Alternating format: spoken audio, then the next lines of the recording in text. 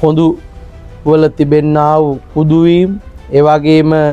කොඳු වල තිබෙනවා විවිධාකාර රෝග දි รา යාම, ඒ වගේම කාටලේජ අඩු වෙලා